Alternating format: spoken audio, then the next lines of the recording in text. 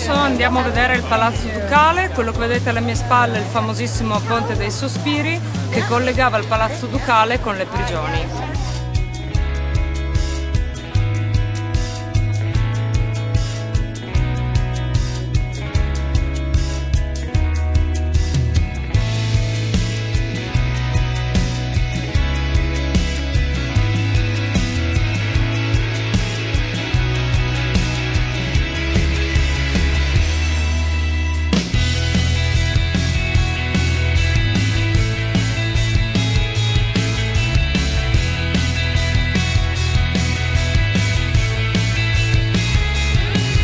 Palazzo Ducale è uno dei simboli della città di Venezia e capolavoro del gotico veneziano. Era l'antica sede del Doge e delle magistrature veneziane. Il palazzo era soprattutto la casa fortificata di un Doge alle cui ambizioni personali la comunità poteva rispondere solo con la violenza.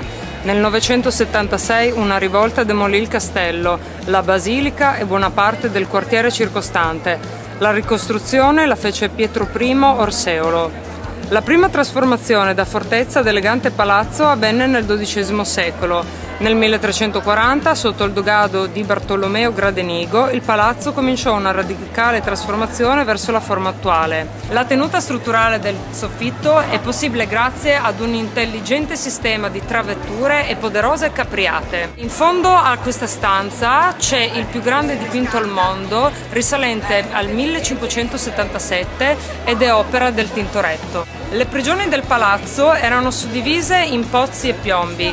Quelle dei pozzi erano sotterranee, erano le più malsane ed erano destinate a persone, diciamo, più povere, mentre i piombi erano sotto al tetto.